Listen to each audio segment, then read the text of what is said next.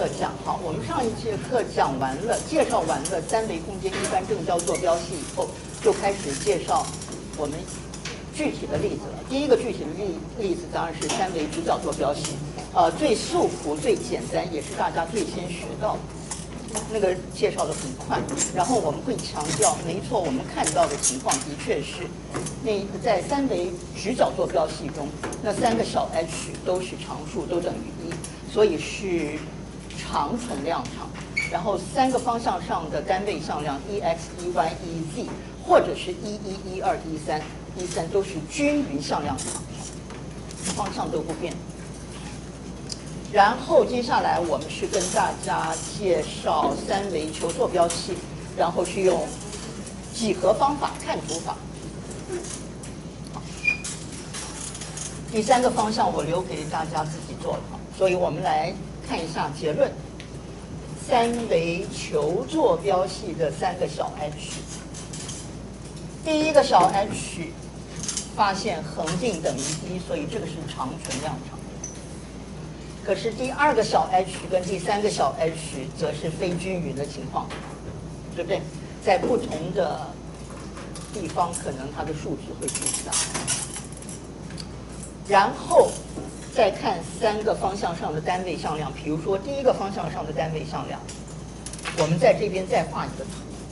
我说它是一个非均匀的向量场，请大家注意哈，它已经确定是一个单位向量，所以它的长度在空间各个点上，它的长度永远是1，这个不会变。但是它的方向会变来变去，可以见得。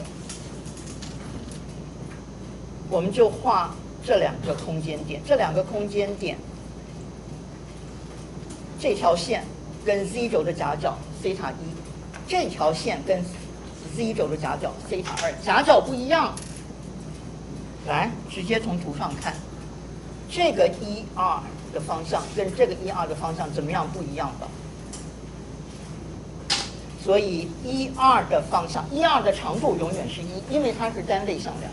可是方向不会，方向会变，对不对？在不同的空间点上，方向可能会改变，所以是非均匀的向量场。这样子有没有问题？可以吗？好，所以同理，请大家自己用看图说故事的方法，也就是几何方法，请你检验一下这两个家伙也是非均匀的向量，也是非均匀的向量场。那么它们非均匀的情况，我们在下面介绍完代数法之后，我们回过头来再来看啊。所以三维球坐标系的三个小 h， 跟三个方向上 r 轴、西塔轴、phi 轴方向上的单位向量的寻找，刚才用画图法、几何法，接下来用代数法。几何法的唯一缺点，我想就是你画图的技巧如果不够好的话，你在纸面上画一个三维空间的图，画得不好，没有立体感的话，你自己都看不懂。那这样的话，怎么去分析呢？所以我们来跟大家介绍纯代数法啊，请注意。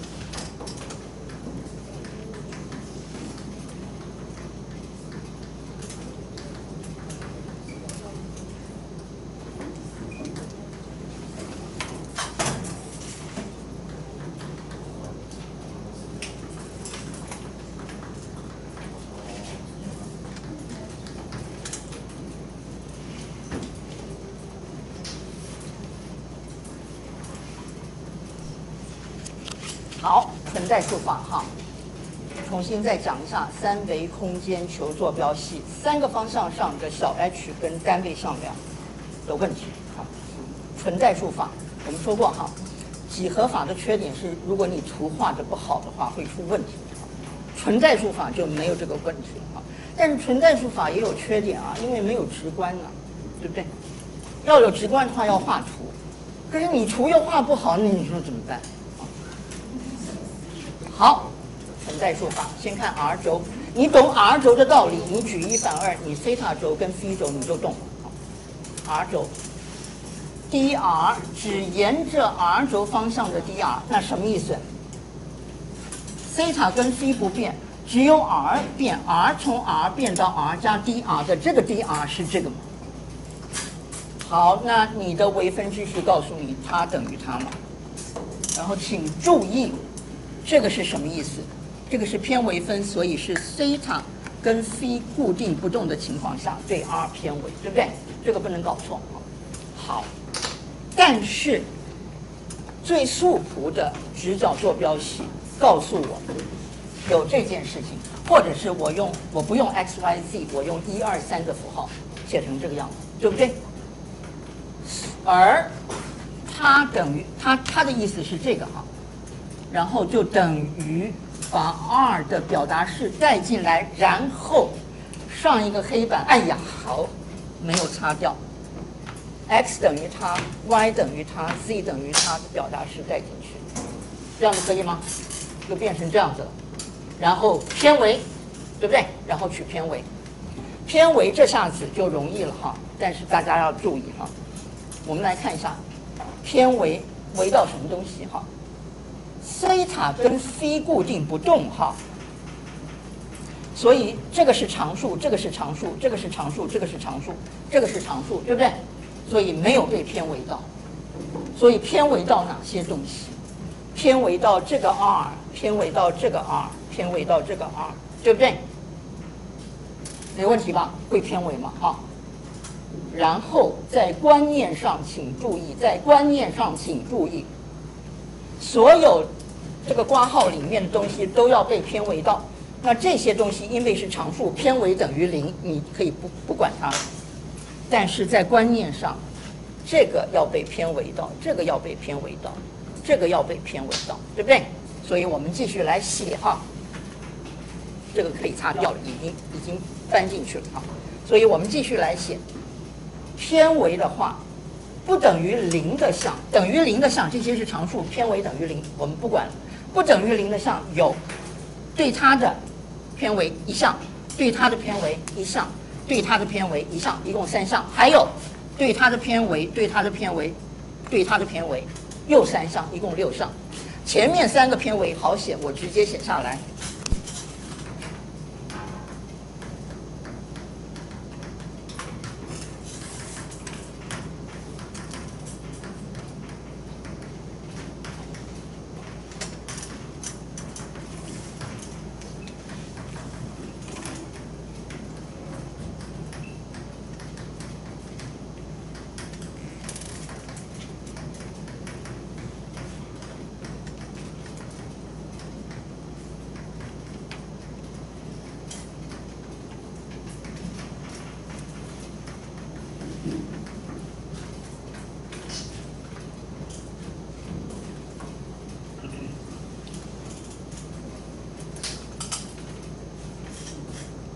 所以一共6项哈，前面3项对2的偏微是它得到它得到它，这个简单。然后后面3项对它偏微，对 EX 偏微，对 EY 偏微，对 EZ 的偏微，对不对？但是有言在先嘛，对不对？直角坐标系的重大特色，这3个家伙是均匀场。是长向量场，所以偏微都是0，对不对？这样可以吗？偏微的结果都是0，所以这项是0，这个是0，这个是0，所以真正不等于0的只有3项，那就是前面的3。所以偏微出来是它啊。好，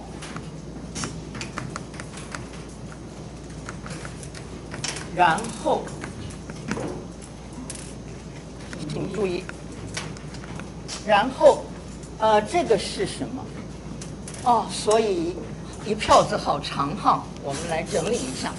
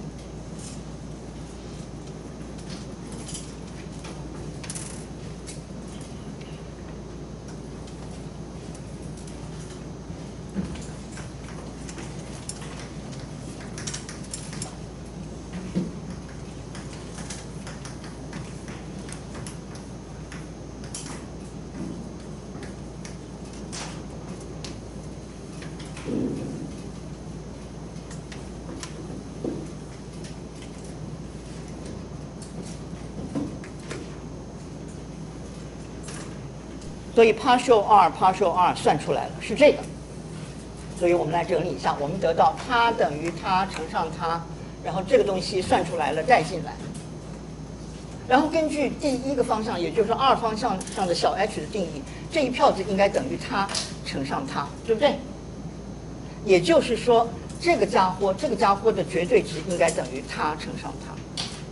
我们用这个方法先把小 hr 给找到啊。所以这个是我刚才算出来的 partial r， 对不对？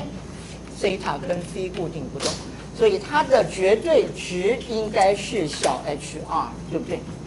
它的绝对值应该是小 hr， 它的绝对值会算吗？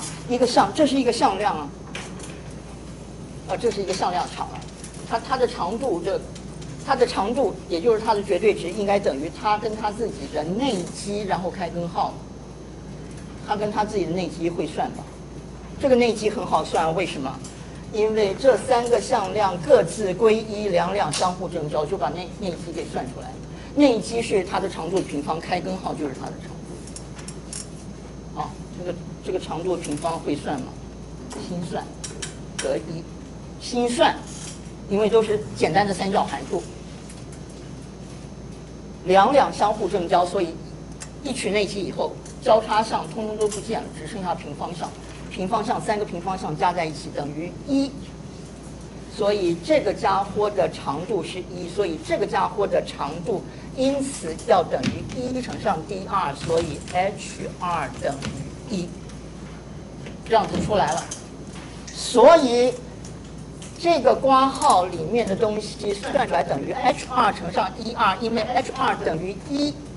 所以直接等于这个，所以这个家伙本身就是1r，对不对？所以我立刻利用这个代数法，我得到了1r跟1x、1y、1z 的关系式，所以 hr 等于1，1r 等于这个哈。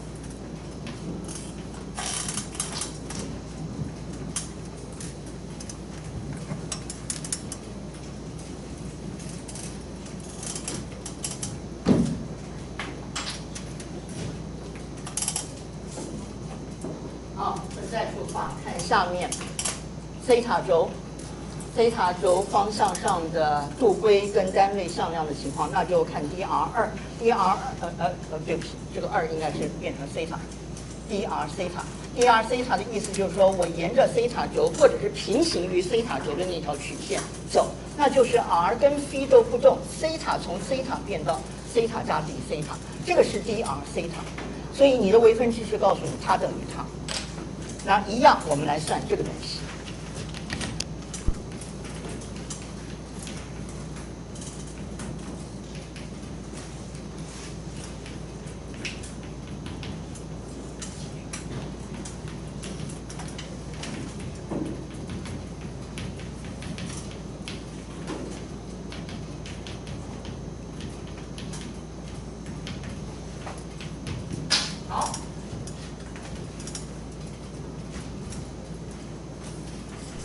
好，这个偏等等，这边还有一个括号。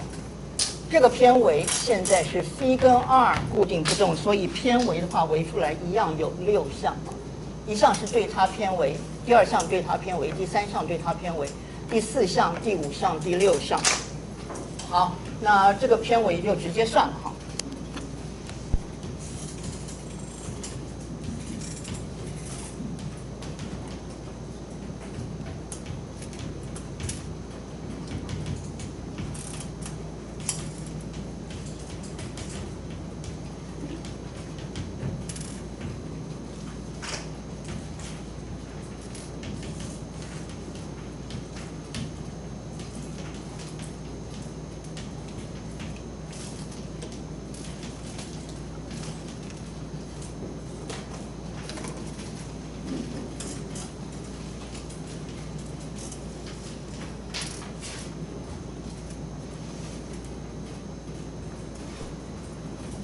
西塔 sin 西塔微分是 cosine，sin 西塔微分 cosine 西塔，cosine 西塔微分是负的 sin 西塔，好，所以这边有一个负号。还有这一项、这一项、这一项还是一样，直角坐标系的重大特色。这3个家伙是均匀向量场，偏微分通通都是0，对吧？好，所以这3项都是0。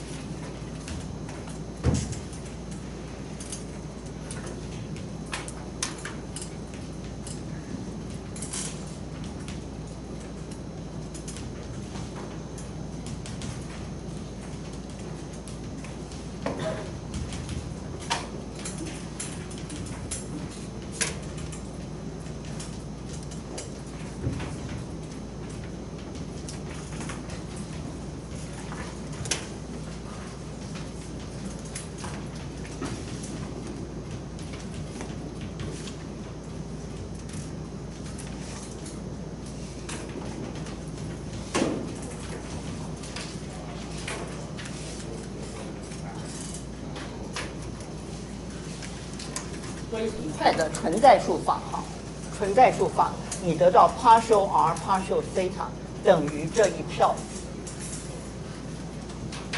可是根据西塔方向上的驻规跟单位向量的定义，它应该要等于它。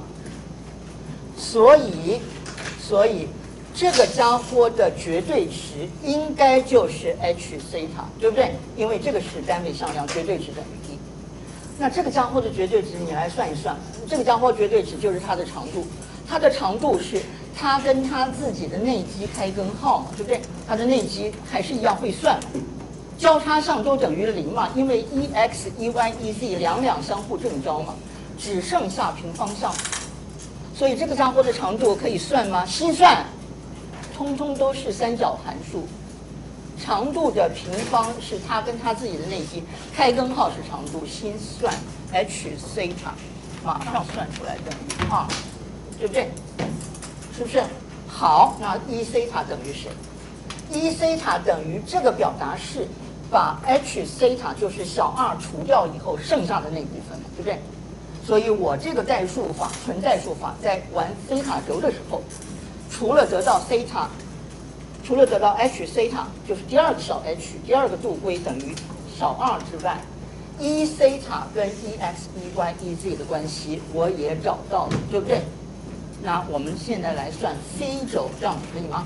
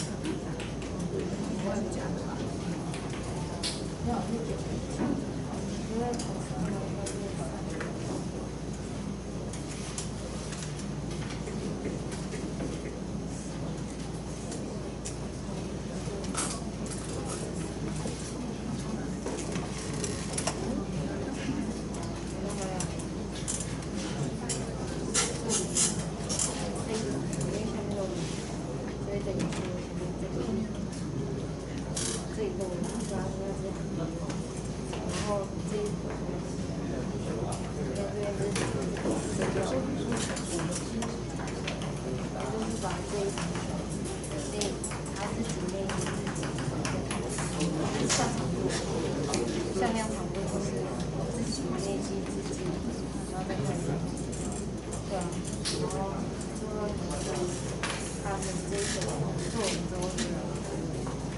我不知道为什么做。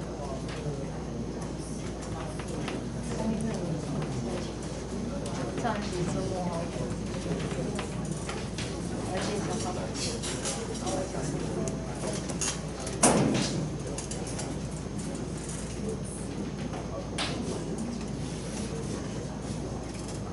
好，存在数法第三个方向 phi 轴，所以是 dr 沿着 phi 方向走，所以 r 跟西塔的值不变 ，phi 从 phi 变到 phi 加底 phi， 哎，这个 phi 写的不好，好，我们再写一遍 ，phi 从 phi 变到 phi 加底 phi， 所以你的微分知识告诉你 dr phi 等于它，那这个东西一样计算，好，这一次我算的比较快，好。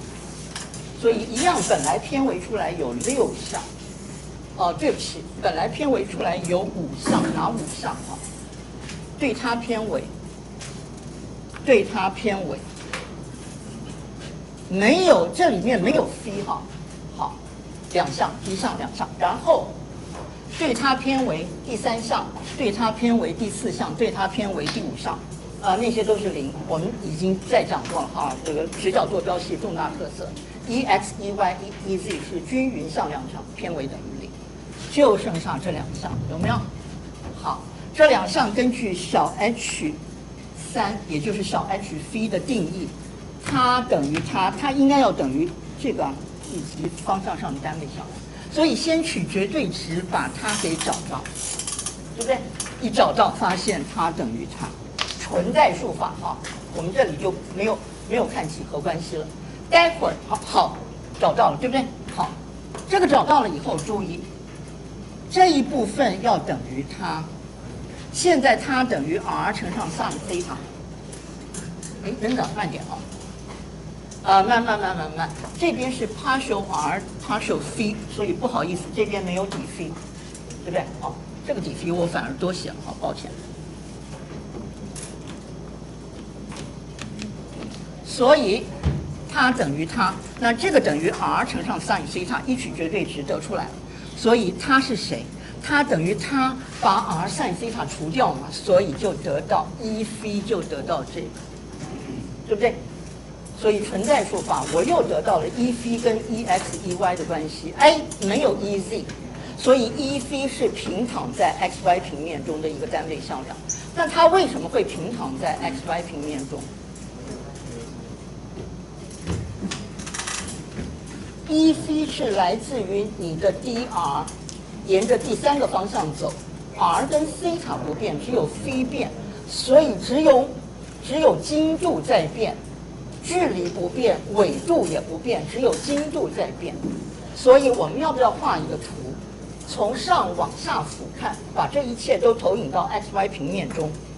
所以1 phi 的方向是你的 dr 沿着第3个方向走的方向，只有 phi 改变，没有 r 跟西塔的改变，所以1 phi 的方向当然是在这个方向上。所以一方面是平躺在 xy 平面，另外一方面为什么是那个组合，那个线性组合，对不对？从这个地方看问题，代数计算的结果配合几何，我们来验证一下啊。好，那我们再来看一下有关于1西塔。1西塔，我可以说是子午线，它是沿着任何一条子午线，也就是任何一条经线的切线方向。所以为什么它的 z 分量长得是这个样子？这个是我们代数计算的结果，相不相信？配合一下几何图像来看，这是一条经线，这个是赤道哈，这是一条经线，跟经线相切的方向有向负 z 方向的分量。这个夹角也是西塔角，所以这个夹角是2/π减西塔，所以它投影到这个方向是要乘上这个夹角的 cos， 所以是西塔角的 sin， 但是方向向下，没错啊，对不对？没错，所以为什么西塔的 z 分量是这个？那 x 跟 y 分量为什么是这个呢？那你想办法一样。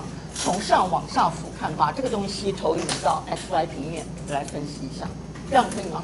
好，所以这个就是用纯代数法配合上节课纯几何法。好，重新跟大家讲一下三维空间球坐标系的情况。所以代数法的优点是，我顺便可以把 1r、1θ 跟 1c。与 EX、EY、EZ 的关系式给找出来，但是缺点的话是缺乏直观。你要有直观的话，你必须要画一个图。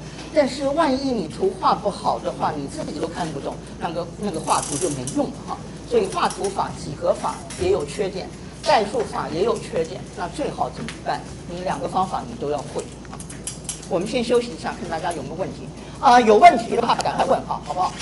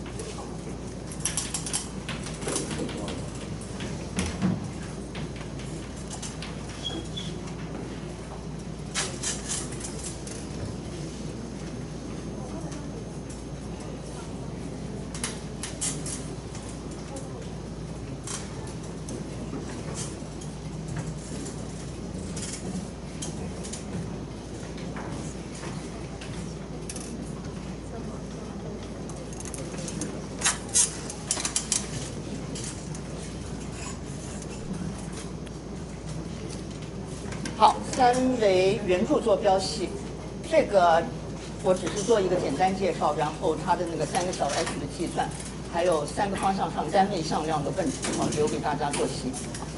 三维圆柱坐标系你可以看成是平面极坐标再加上跟这个平面垂直的 z 方向的一个 z 轴所以三维圆柱坐标系相对来讲就比较简单了你只要会平面极坐标的话，三维圆柱坐标系就不是什么问题。它的定义三个小 q 的定义 ，q1 是 s 是这个一样是距离啊，所以 xy 平面任何一个点到原点的距离是小 s， 然后跟 x 轴的夹角是 c 角度，然后这边还有一个 z 指出来，跟这个黑板平面垂直指出来哈，所以第三个方向的 z 就是直角坐标系的第三个 q 啊 z。然后这个 phi 角度，三维圆柱坐标系的这个 phi 角度，其实就是三维球坐标系的第二个方位角。好，然后这个三个关系式颠倒过来就变成这三个哈，其中这三个关系式的这个很无聊，很简单，这个很无聊，很简单哈。好，那它的三个小 h 是多少？三个方向上的单位向量，你可以跟 ex、ey、ez 的关系，你可以用纯代数法把它弄出来啊。ez 还有什么关系啊 ？ez 就是 ez， 对不对啊？好，这个是三维圆柱坐标系哈。所以我们今天有跟大家介绍，在电磁学中经常会用到的三个正交坐标系哈，直角坐标最素朴的、最简单的，大家最有直观感觉的，也是最先学到的。然后三维球坐标系、三维圆柱坐标系哈。好，那我们再来回过头来看一下三维球坐标系中的体积元的问题，好不好？三维球坐标系中的体积元。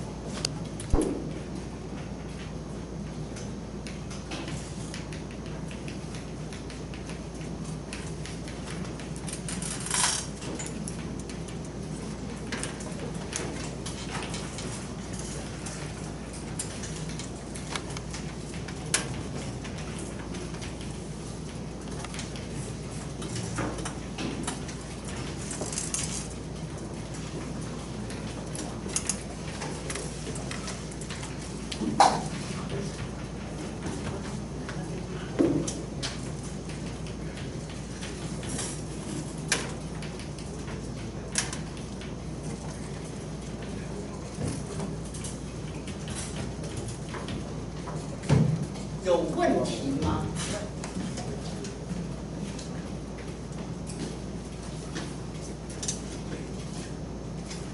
有问题吗？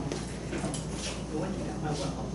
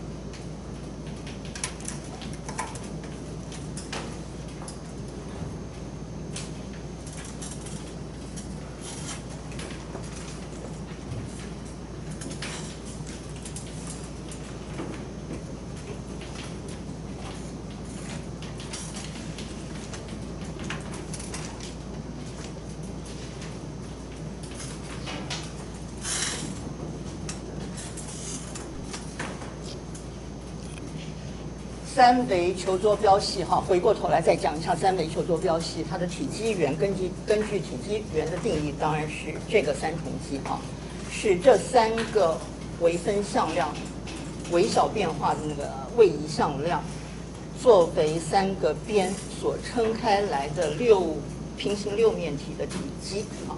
那还是一样，我大辣辣的这样子写，没有写绝对值，是因为我有后见之明哈。我选的是右手性。所以不会是负的哈，所以三重积是这个，然后把它的表达式带进去是弄出来是这个，右手性，所以这个是正一，没有负号，所以一开始不需要取绝对值，然后把 HR、H 西塔、H C 带进来就是这个哈。所以我们来复习一下，如果是你用直角坐标系的话，你的体积元是这个。你的在直角坐标系中的体积元应该是这个，然后这边应该还有一个 ex dot ey cross ez， 但是右手性这个是一，这3个都是1啊，所以直角坐标系的体积元就是这个样子。所以同样的体积元的概念，这个概念注意哈，这个概念是这么写的哈。所以一开始同样是这个体积元哈，这么写的话已经是在求坐标系哈，所以抱歉，如果直角坐标系的话，体积元是这个哈，写在这儿哈，抱歉，是 dr x dr y dr z 哈。好，所以同样一个体积元，在直角坐标系的表达式是这个，在求坐标系的表达式是这个。所以我们可以说这个式子等于这个式子，你可以说是体积3维空间中的体积元从直角坐标系转换到求坐标系的一个转换式啊。好，然后那边黑板写不上，好，我们接过来。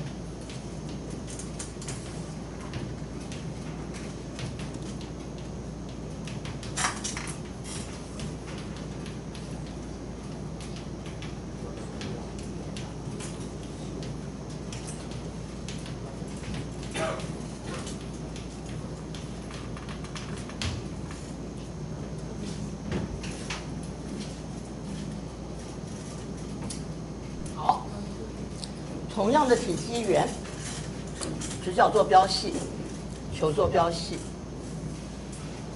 然后我们这一周上课，就是上周上课，我们有讲过哈，3个向量的3重积可以用代数方式，也就是3阶行列式来表示出来。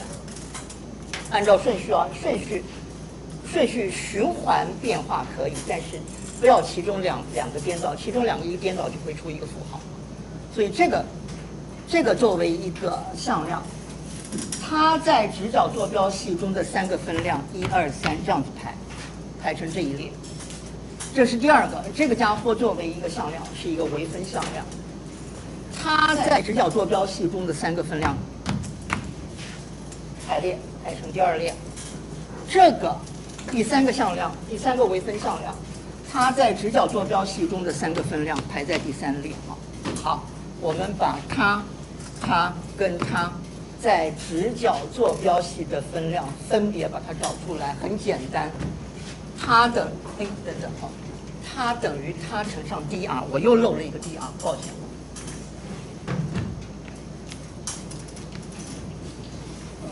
dr 我好，所以它等于它等于它，因为我把 r 等于它带进来，然后偏微就进去哈。先别急着把这个偏微分算出来哈。我是不是得到了这个家伙在直角坐标系中的3个分量？有没有？同理，这个家伙在直角坐标系中的3个分量，不也就是它吗？